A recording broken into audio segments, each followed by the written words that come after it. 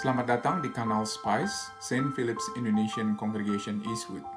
Nama saya Pendeta Kian Holik. Selamat menikmati khotbah-khotbah Alkitabiah di kanal ini. Sekiranya ada pertanyaan, dapat menghubungi kami di Instagram atau Facebook @spice.syd atau email kami di spice@stphils.org.au. Kiranya Tuhan memberkati. Selamat pagi, saudara-saudara. Kita hari ini akan menyelesaikan firman Tuhan dari 2 Timotius pasal yang keempat. Sebelumnya mari kita berdoa ya. Mari kita bersama-sama berdoa. Tuhan, seperti lagu tadi yang kami nyanyikan di lagu terakhir sebelum kami masuk dan membaca firman Tuhan, kudus, kudus, kuduslah Engkau ya Bapa, di atas segala-galanya. Dan kami masuk ke ruang Maha Kudus pada saat ini, untuk mendengarkan firman Tuhan yang kudus, dan Engkau yang kudus ya Bapa yang bertahta di tengah-tengah kami. Pada saat ini Tuhan, kami mohon dan kami minta supaya Tuhan sendiri yang boleh ada di tengah-tengah kami, dan Tuhan yang boleh berbicara. Karena kami tahu ya Tuhan, Engkau berbicara kepada kami, bukan karena jumlah kami banyak, bukan karena ibadah kami meriah, tetapi Engkau berbicara kepada kami karena memang Engkau berbicara melalui firman-Mu dan Engkau hadir di tengah-tengah kami. Tuhan, oleh karena itu kami mohon ya Bapa, di dalam firman yang sebentar lagi kami akan telaah dan kami akan lihat, kami rindu dan berdoa ya Bapa supaya Engkau yang boleh berbicara kepada kami masing-masing pribadi lepas pribadi. Terima kasih ya Bapa, kami serahkan waktu ke depan ini ke dalam tangan-Mu. Berbicaralah Tuhan kepada kami, sebab kami siap untuk mendengarkan-Mu.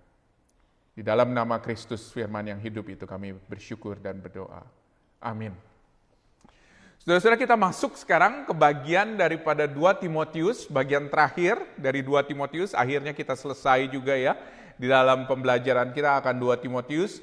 Tetapi ini adalah bagian terakhir yang boleh dikatakan jarang dikhotbahkan. Karena apa? Karena bagian ini isinya adalah nama-nama, kalau kalian tadi baca. Betul nggak? Ya. Tadi nama-nama orang-orang yang kita nggak kenal, yang Paulus juga belum tentu sebut juga nama-nama itu, kecuali mungkin Timotius atau Demas mungkin, di dalam bagian yang lain daripada firman Tuhan. So what's the point? Tujuannya apa? Betul nggak? Untuk bicara mengenai orang-orang ini. Nah mungkin kita harus tahu latar belakangnya sejenak, karena Paulus pada saat ini, seperti kita sudah pelajari, ada di akhir kehidupannya. Dia ada di akhir kehidupannya. Boleh dikatakan dia ada di dalam jam-jam terakhir di dalam kehidupannya. Kita tidak tahu ya, seperti yang tadi kita pelajari beberapa minggu yang lalu, bahwa kapan atau berapa lama Paulus harus menunggu sampai betul-betul akhir hidupnya, sampai ajalnya. Tetapi surat ini adalah surat yang ditulis oleh Rasul Paulus terakhir sebelum dia meninggal, saudara-saudara. Karena apa? Kalau saudara lihat di ayatnya yang ke-6, jelas sekali dia katakan, saat kematianku sudah dekat. Kita nggak tahu kapan persisnya, tetapi kita tahu bahwa ini adalah surat terakhir. Dan dia menggambarkan saat-saat terakhir ini seperti sebuah pertandingan. Dia katakan pertandingan sudah mencapai garis akhir bagiku. Dan dia menuliskan surat ini kepada Timotius, protege-nya, pendeta muda yang melayani. Dan kita melihat beberapa minggu yang lalu bahwa dia berpesan di pasal yang keempat, di awal pasal yang keempat, kepada Timotius untuk terus memberitakan firman. Untuk terus memberitakan firman. Dia katakan, beritakanlah firman, baik atau tidak baik waktunya, ayat 2, perhatikan. Nyatakanlah apa yang salah, tegurlah, nasihatilah dengan segala kesabaran dan pengajaran, di ayatnya yang kedua. Karena apa? Kata Rasul Paulus, karena Kristus tidak lama lagi akan datang kembali. Dan juga karena apa? Karena akan ada waktunya orang sudah tidak lagi mendengarkan ajaran yang sehat, di ayatnya yang ketiga. Apa ajaran yang sehat itu? Ajaran yang berpusat kepada firman Tuhan, ajaran yang berpusat kepada firman yang berkuasa, seperti kita baca di pasal yang ketiga. Firman yang berkuasa yang dapat melakukan itu dan dapat berbicara kepada orang-orang yang kita tidak pernah sangka. Mungkin kita pernah mendengar cerita bagaimana orang datang kepada Kristus karena dia membaca firman Tuhan. Karena dia membaca firman Tuhan.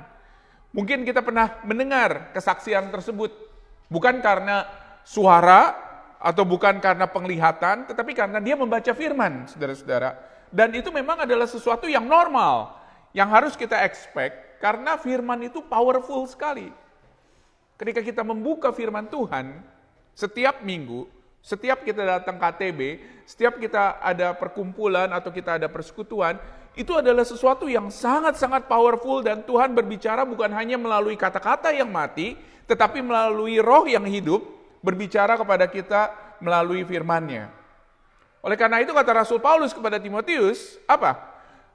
Lakukanlah tugas pemberita Injil.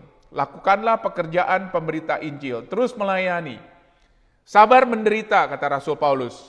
Karena penderitaan itu akan datang, dan penderitaan itu pasti datang, karena kalau misalnya Timotius terus-menerus untuk memberitakan firman, maka orang-orang akan oppose, orang-orang akan melawan Timotius. Karena apa? Karena firman itu adalah firman yang melawan arus atau melawan pemikiran-pemikiran yang ada di dalam dunia, saudara-saudara. Saudara-saudara, gereja yang setia kepada firman adalah gereja yang boleh dikatakan akan oppose terhadap apa yang menjadi pemikiran dunia. Oleh karena itu gereja yang setia kepada firman rata-rata adalah gereja yang tidak banyak orang. Karena apa? Karena kalau misalnya banyak orang justru kita harus bertanya-tanya, apakah gereja itu setia kepada firman atau enggak? Nah saudara-saudara, kata Rasul Paulus apa? Kata Rasul Paulus, sabar menderita, penderitaan itu pasti akan datang. Karena apa? Karena kalau kamu terus memberitakan firman, maka akan ada resistensi. Itu pasti. Itu sesuatu yang tidak perlu dipertanyakan. Oleh karena itu dia katakan kepada Timotius, siaplah. Siaplah, akan ada resistensi tersebut, akan ada perlawanan, saudara-saudara. Nah, kita akan masuk sekarang ke dalam bagian pasal yang keempat, bagian terakhir. Apa yang ada di dalam kepala dan hati Paulus pada saat-saat terakhir ketika kita membayangkan bahwa Paulus sedang menuju kepada akhir kehidupannya. Memang sulit ya, membayangkan apa yang ada di dalam kepala dan hatinya Paulus. Karena apa? Karena kita nggak bisa membaca tentunya. Kita hanya bisa membaca dari apa yang dia tulis, tetapi dia tulis dengan jelas bahwa saat kematiannya sudah dekat. Jadi boleh dikatakan dia sudah sampai, hampir sampai ke rumah Bapa di sorga. Nah saudara, mudah sekali bagi seseorang yang sudah akan mati tentunya, dan dia tahu dia akan mati, dia akan lama lagi, untuk dia beralih fokusnya, saudara-saudara. Fokusnya beralih kepada sesuatu yang akan terjadi. Betul nggak? Mudah sekali bagi kita, kalau misalnya kita tahu contohnya, bahwa kita tidak akan lama lagi ada di Sydney, misalnya, saudara-saudara, dan saudara akan kembali misalnya ke Indonesia, atau pindah ke tempat lain, untuk terus membayangkan apa yang akan saudara lakukan? Betul nggak di tempat lain? Kalau misalnya kembali ke Indonesia, contohnya kita udah membayangkan kalau misalnya nanti akan ketemu macet, contohnya. Atau mungkin kita akan bertemu dengan keluarga atau tinggal dengan keluarga. Mudah bagi kita untuk shift fokus kita kepada sesuatu yang akan terjadi. Tetapi kalau misalnya kita lihat, saudara-saudara, itu bukan yang Paulus lakukan. Itu bukan yang Paulus lakukan. Saudara-saudara, saya belajar banyak dari pilot, saudara-saudara. Pilot ini adalah orang atau seseorang yang harus memiliki dua fokus. Karena apa? Karena di satu pihak, kalau saudara lihat, pesawat yang modern, saudara-saudara, itu semua diisi biasanya dengan panel-panel digital yang ada di depan mata. Dan panel digital itu akan membantu seorang pilot untuk melihat apa yang ada di sekelilingnya. Betul nggak? Ya. Tetapi dia bukan hanya sekedar melihat panel digital, karena itu adalah sesuatu yang dekat dengan dia, betul nggak? Tetapi dia harus melihat juga di layar atau di jendelanya, karena jendelanya itu yang akan membuat atau memberikan konfirmasi kepada dia apa yang akan ada di depan matanya, saudara-saudara. Jadi kalau saya lihat, ini adalah seperti demikian, bahwa seorang pilot dia harus melihat, walaupun misalnya di layarnya ditulis akan ada turbulensi contohnya, Tetapi kalau misalnya dia melihat contohnya, di luar kalau misalnya ada celah-celah tertentu yang mana dia bisa masuk dan lain sebagainya, dia akan harus mempertimbangkan dua itu. Jadi di satu pihak dia melihat sesuatu yang jauh, tetapi juga dia melihat sesuatu yang dekat, saudara-saudara. Nah, ini yang dilakukan oleh Rasul Paulus. Rasul Paulus bukan hanya melihat sesuatu yang jauh, tetapi dia juga melihat sesuatu yang dekat. Dia bukan melihat bahwa dia akan segera mati, dan mungkin itu jauh lebih baik ya. Dia berkali-kali tulis di dalam dalam kitab Filipi, bagiku mati adalah Kristus, ya. Hidup adalah Kristus, tetapi mati adalah keuntungan. Betul nggak? Dia tulis begitu. Bahwa kalau misalnya seorang punya pola pikir seperti itu, maka dia, saudara-saudara, bisa untuk tidak peduli lagi kepada kehidupannya pada saat ini. Hanya untuk fokus kepada apa yang akan terjadi. Tetapi itu bukan yang dilakukan oleh Rasul Paulus. Rasul Paulus melihat dua sisi, saudara-saudara, atau dua fokus. Yang pertama dia melihat yang jauh, tetapi dia juga melihat yang dekat. Dia fokus kepada apa yang akan dia nikmati di dalam kekekalan. Dia katakan dia akan menerima mahkota kehidupan ya. Dia katakan di ayatnya yang ke-8, betul nggak? Dia fokus kepada hal yang jauh, tetapi juga dia masih peduli kepada hal yang dekat. Oleh karena itu kita akan lihat pada hari ini, apa saja yang dia lihat dari hal yang dekat, yang masih ada di depan mata dia, untuk dia bisa mengingatkan dirinya dan juga mengingatkan Timotius akan apa yang akan terjadi di dalam pelayanan mereka pada saat-saat terakhir ini. Apa pesan dan ucapan terakhir ini, saudara-saudara? Sekali lagi saya katakan, nggak banyak orang yang khotbah atau nggak banyak pendeta yang khotbah di bagian terakhir ini karena isinya hanya sekedar nama-nama. Tetapi apa yang bisa kita pelajari daripada nama-nama tersebut? Paulus katakan kepada Timotius untuk terus memberitakan firman, tetapi sekali lagi, ingat orang-orang yang Tuhan sudah tempatkan yang ada di sekelilingmu. Apa yang dikatakan oleh Rasul Paulus? Ini akan ada beberapa orang yang akan kita highlight, saudara-saudara. Yang pertama adalah kepada Timotius. Perhatikan ayatnya yang ke-9. Dia katakan kepada Timotius, berusahalah supaya segera datang kepadaku. Betul nggak? Itu di ayat 9. Tentunya kita tahu bahwa kehidupan Rasul Paulus di dalam penjara itu pasti lonely, pasti kesepian, di dalam kondisi yang dingin, di dalam kondisi yang gelap mungkin. Tetapi luar biasa, saudara-saudara. Walaupun dia tahu dia akan bertemu dengan Tuhan Yesus tidak lama lagi, dia akan tetap atau rindu tetap untuk bertemu dengan Timotius. Karena dia tahu dia masih hidup di dalam dunia ini. Dia masih bernafas. Dia merindukan kehadiran orang lain, orang yang percaya yang lainnya, saudara-saudara, untuk datang bersama-sama dengan dia, boleh dikatakan, untuk menemani dia. Dan Paulus berkata, sekali lagi, walaupun dia mempunyai Yesus di dalam hatinya, tetapi dia masih memerlukan orang lain. Dia merindukan kehadiran orang lain. Yang mana sekali lagi, gak banyak orang yang seringkali berpikir demikian. Karena banyak orang berpikir bahwa, buat apa? Sekarang apalagi setelah COVID atau setelah pandemi, semua orang rata-rata pergi ke gereja online. Ya, kalau bisa saudara dengar mungkin ada teman-teman di Indonesia atau di sini juga yang hanya sekedar ke gereja online, boleh dikatakan hari Minggu. Dan merasa bahwa buat apa saya pergi ke gereja fisik lagi? Buat apa saya pergi ke KTB, ke kelompok tumbuh bersama? Nggak perlu lagi hal-hal tersebut karena semuanya bisa di-deliver di depan HP, boleh dikatakan. Apakah demikian, saudara-saudara? Paulus di sini katakan bahwa dia masih memerlukan orang lain. Perhatikan ayat 7. Aku telah mengakhiri pertandingan yang baik, aku telah mencapai garis akhir, aku telah memelihara iman. Jadi dengan kata lain, kata telah itu penting sekali ya. Jadi seolah-olah tuh dia tuh sudah selesai gitu loh di dalam hidupnya. Dia sudah selesai di dalam pertandingannya. Tapi dia masih memerlukan orang lain. Dia masih memerlukan kehadiran Timotius sebagai seorang rasul yang besar. Dia masih memerlukan orang lain. Dia masih memerlukan persekutuan dengan Timotius. Dia sadar, saudara-saudara, kalau misalnya dirinya itu adalah seperti tanah liat yang rapuh. Dia katakan di 2 Korintus pasal 4 ya, ayat 7, bahwa dirinya itu seperti tanah liat yang rapuh. Dia memerlukan orang lain. Dan perspektif ini mengubah kehidupan seseorang, saudara-saudara. Memang betul ya, hidup di dalam dunia ini, kita harus tahu bahwa kita akan hidup sementara di dalam dunia ini, dan kita harus tahu apa yang ada di depan kita. Itu betul di satu pihak. Tetapi di pihak yang lain, saudara-saudara, kita harus tahu bahwa kita masih berhadapan dengan orang-orang yang ada di sekitar kita.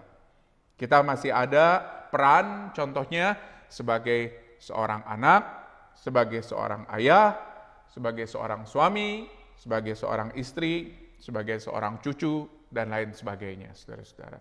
Dan bagaimana kita tetap melaksanakan peran tersebut, ya. Jadi sekali lagi banyak orang berpikir bahwa ya udahlah, saya yang penting adalah anak Tuhan, begitu ya. Saya nggak peduli lagi dengan kerjaan saya nggak peduli lagi kepada apa yang saya lakukan. Yang penting saya adalah anak Tuhan. Betul itu. Penting sekali untuk tahu bahwa kamu adalah anak Tuhan. Penting sekali untuk kamu tahu kalau misalnya kamu dibenarkan di dalam Yesus. Tapi kita masih hidup di dalam dunia ini, oleh karena itu kita harus melakukan tugas yang ada di dalam dunia ini, apakah itu sebagai engineer, sebagai programmer, sebagai guru, sebagai akuntan, kita harus melakukan itu dengan setia, saudara-saudara. Jadi sekali lagi, pandangannya bukan hanya ke depan, tetapi juga apa yang ada di depan mata. Dan kita juga bukan hanya sekedar bicara mengenai surga, tetapi kita bicara apa yang akan kita hadapi dari hari ke hari, apa yang akan kita lihat di dalam hari ke hari. Dan ini mengubah perspektif banyak orang, saudara-saudara. Karena tidak ada lagi yang namanya dualisme. Begitu. Dengan mengatakan bahwa, ini kehidupan saya di gereja, tetapi besok saya akan kembali menjadi seorang engineer atau seorang akuntan. No, kehidupan kita adalah kehidupan yang menjadi satu, yang berintegritas menjadi satu. Dan biarlah kiranya kalau misalnya saudara seorang insinyur, jadilah seorang insinyur Kristen yang melihat pekerjaannya berbeda dengan apa yang dilakukan oleh insinyur non-Kristen. Kalau seorang saudara adalah seorang saintis Kristen, saudara akan melihat bahwa di dalam pekerjaan saudara sebagai seorang saintis Kristen, itu berbeda juga dengan apa yang dilakukan oleh orang lain, saudara-saudara. Paulus sekali lagi melihat ke depan, jauh ke depan. Tetapi juga dia melihat apa yang ada di depan mata dia. Oleh karena itu dia katakan kepada Timotius apa? Ayat 9. Berusahalah supaya segera datang kepadaku.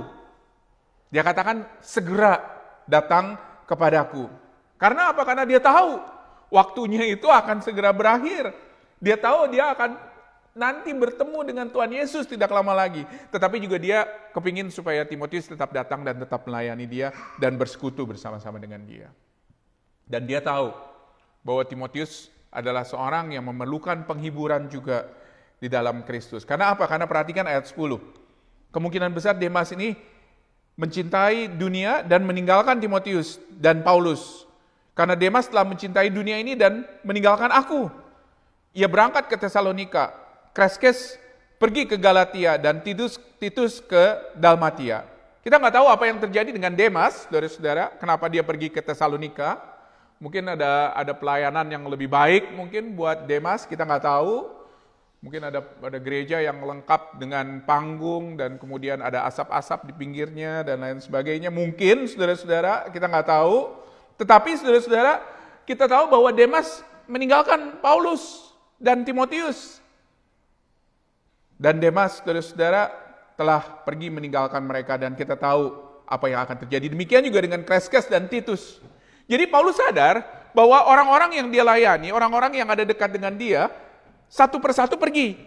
Apakah itu diutus oleh Paulus sendiri untuk pergi, seperti Timotius pergi ke Efesus, atau Tikhikus pergi ke Efesus, contohnya ayat 12, atau Karpus ke Troas. Tetapi juga Paulus juga tahu, saudara-saudara, ada orang-orang yang pergi karena mereka meninggalkan Paulus dan meninggalkan apa yang menjadi pemahaman dan keyakinan mereka untuk mereka lakukan bersama-sama. Jadi dengan kata lain, Paulus di sini sebagai seorang rasul yang besar cukup vulnerable, ya.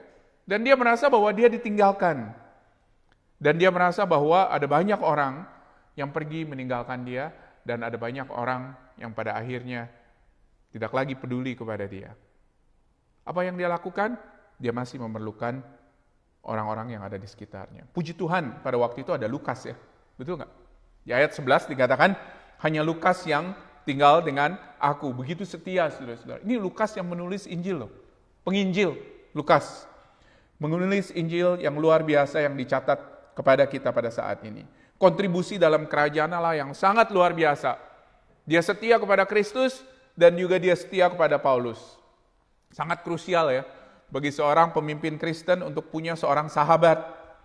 Dan Paulus di sini melihat bahwa ada Lukas, puji Tuhan, seorang sahabat, seorang yang bisa diajak bicara, seorang yang bisa mungkin menegur, seorang yang mungkin bisa mengingatkan, mendukung, dan juga berdoa mungkin bersama-sama dengan Paulus. Seorang yang menjadi sahabat, yang bisa berbicara, dikatakan, baik secara profesional atau secara pribadi. Itu adalah salah satu yang terjadi, saudara-saudara, pada saat ini di antara banyak pemimpin-pemimpin Kristen. Banyak pendeta yang lonely, saudara-saudara. Yang tidak ada teman, yang tidak memiliki sahabat yang bisa mengingatkan. Dan gak banyak yang bisa seperti ini, dia katakan, saudara-saudara. Apalagi di era digital seperti sekarang ini, ketika kita tahu bahwa seorang teman itu hanya sekedar klik friend, add friend, atau mungkin follow seseorang, saudara-saudara. Sepertinya tidak ada harga yang harus dibayar untuk menjadi seorang teman. Dia katakan, puji Tuhan ada Lukas. Perhatikan ayat 11. Hanya Lukas yang tinggal dengan aku. Jemputlah Markus dan bawalah ia kemari karena pelayanannya penting bagiku. Kalau kalian tahu mengenai Markus, kalian akan bertanya kepada Paulus, yang benar Paulus? Yakin nih mau bawa Markus? Kalian ingat nggak apa yang terjadi dengan Markus? Di kisah para rasul pasal yang ke-15, kita melihat bagaimana pada waktu itu Paulus dan Barnabas berpisah di dalam pelayanan mereka. Ingat nggak ceritanya? Dan itu semua boleh dikatakan karena satu orang, Markus. Apa yang Markus lakukan? Markus kelihatannya mengubah ya cara pandang atau cara pelayanan, sehingga mereka pada akhirnya setuju untuk berpisah. Dan Barnabas pada waktu itu membawa Markus. Dan kita nggak tahu apa yang dilakukan oleh Barnabas kepada Markus. Tetapi kelihatannya Markus berubah. Sehingga Paulus pada waktu itu merindukan kehadiran Markus. Yang dulu menyebabkan friksi, tetapi sekarang menjadi pendamping daripada Rasul Paulus. Pelayanannya penting, kata Rasul Paulus, bagiku. Luar biasa. Ayat 13, dan juga ketika engkau kemari, bawa juga jubah yang kutinggalkan di Troas, di rumah Karpus, dan juga kitab-kitabku, terutama perkamen itu. Di penjara kita tahu bahwa Rasul Paulus mungkin lonely, kedinginan, bosan, dan dia minta kepada Timotius untuk membawa perkamen itu. Apa perkamen itu? Apa perkamen itu? Perkamen itu adalah gulungan biasanya yang ditulis sebagai sebuah kitab. Dan menarik sekali kalau misalnya Markus pada waktu itu ikut datang kepada Rasul Paulus. Mungkin perkamen itu, saudara-saudara, itu adalah awal atau draft awal dari Injil yang ditulis oleh Markus. Dan kita tahu bahwa kalau misalnya Injil yang ditulis oleh Markus menjadi dasar daripada Injil-Injil yang lain. Jadi ada kemungkinan, ini sih kemungkinan, saudara-saudara, Rasul Paulus pada waktu itu memberikan masukan kepada Markus. Kita nggak tahu apa yang akan terjadi. Tetapi kita tahu, saudara-saudara, kalau misalnya pada waktu itu Markus datang dan juga membawa kitab-kitab atau perkamen tersebut. Tetapi bukan hanya itu saja. Ada Alexander. Alexander siapa? Ayat 14. Seorang tukang tembaga, tetapi telah banyak berbuat kejahatan terhadap aku. Tuhan membalasnya menurut perbuatannya. Hendaklah engkau waspada terhadap dia karena dia sangat menentang ajaran kita. Jadi yang dilakukan oleh Alexander ini bukan karena sikap pelayanannya, bukan karena tindakan yang dia lakukan, tetapi karena apa? Karena jelas sekali dikatakan di ayat 15, karena dia sangat menentang apa? Ajaran kita. Saudara, Paulus pada waktu itu tidak berhubungan lagi dengan Alexander, bukan semata-mata karena Alexander melakukan kejahatan atau melakukan sesuatu yang tidak disukai oleh Rasul Paulus, tetapi Alexander pada waktu itu melakukan pengajaran yang berbeda. Oleh karena itu hati-hati terhadap Alexander, kata Rasul Paulus. Tetapi karena dia apa? Karena dia berlawanan di dalam pengajaran. Jadi boleh dikatakan semua orang pada akhirnya meninggalkan Rasul Paulus di ayatnya yang ke-16. Dan kita lihat apa yang mendampingi dan menguatkan dia. Perhatikan ayat 17 dan ayat 18. Mari kita baca bersama-sama. Ayat 17 dan ayat 18. Udah ketemu? Kita baca bersama-sama ya dalam bahasa Indonesia. 1, 2, 3. Tetapi Tuhan telah mendampingi aku dan menguatkan aku, supaya dengan perantaraan Injil diberitakan dengan sepenuhnya dan semua orang bukan Yahudi mendengarkannya. Dengan demikian aku lepas dari mulut singa. Tetapi Tuhan akan melepaskan aku dari setiap usaha yang jahat. Dia akan menyelamatkan aku sehingga aku masuk ke dalam kerajaannya di surga. Baginya lah kemuliaan selama-lamanya. Amin. Luar biasa ya saudara-saudara ya. Ketika orang satu persatu meninggalkan Rasul Paulus, apa yang dia pegang, apa yang dia harapkan di 2 ayat ini? Tuhan, saudara-saudara. Tuhan yang pada akhirnya mendampingi dia. Saudara, saya yakin dan percaya, akhir kehidupan kita ya adalah sebuah gambaran atau sebuah hasil dari apa yang kita lakukan di dalam hidup kita. Jadi, apa yang kita lakukan di akhir kehidupan kita, perasaan kita atau sikap kita, itu sebetulnya memberikan gambaran terhadap apa yang Tuhan lakukan di dalam kehidupan kita. Kita melihat di sini Rasul Paulus bergantung kepada Tuhan karena dia tahu bahwa ketika orang satu persatu meninggalkan dia, Tuhan gak pernah meninggalkan dia. Luar biasa saudara-saudara. Dan itulah yang memang menjadi iman percaya yang dilakukan atau yang ada di dalam kehidupan Rasul Paulus. Iman percaya yang dikatakan oleh pemazmur di Mazmur 121, aku melayangkan mataku ke gunung-gunung, dari manakah datang pertolonganku? Pertolonganku dia katakan adalah dari Tuhan yang menciptakan langit dan bumi. Landasan yang solid, landasan yang utuh. Karena apa? Karena sekali lagi ada iman yang solid, ada iman yang utuh. Saya nggak tahu saudara-saudara apa yang akan terjadi di dalam kehidupan kita pada akhirnya. Tetapi saya tahu satu hal, ketika kita melandasi iman percaya kita kepada Tuhan yang selalu ada dan selalu akan ada, maka Dia akan bersama-sama dengan kita. Di ayat 19 sampai ayat 22 ditutup oleh Rasul Paulus dengan memberikan salam juga kepada Priska dan Aquila dan kepada keluarga Onesiphorus, kepada Erastus yang tinggal di Korintus. Trofimus kutinggalkan dalam keadaan sakit di Miletus. Berusahalah kemari sebelum musim dingin. Salam dari Ebulus dan dari Pudes dan dari Linus. Ini bukan saudaranya Lucy dan Charlie Brown ya saudara-saudara ya. Ini Linus yang ada di dalam masanya Paulus. Claudia dan dari semua saudara, Tuhan menyertai rohmu dan kasih karunia-Nya menyertai kamu. Paulus memang seorang rasul, tetapi sekali lagi, dia melayani bersama-sama dengan orang lain. Ada orang-orang yang mendukung pekerjaan Injil, saudara-saudara, bersama-sama dengan dia. Dan dia katakan dia tidak bisa hidup tanpa orang-orang itu. Oleh karena itu dia kirimkan salam kepada orang-orang itu. Dan daftar nama ini menunjukkan sekali lagi bagaimana Rasul Paulus bergantung pada pelayanan orang-orang yang biasa. Orang-orang yang bukan super rasul seperti Paulus, tetapi orang-orang yang biasa.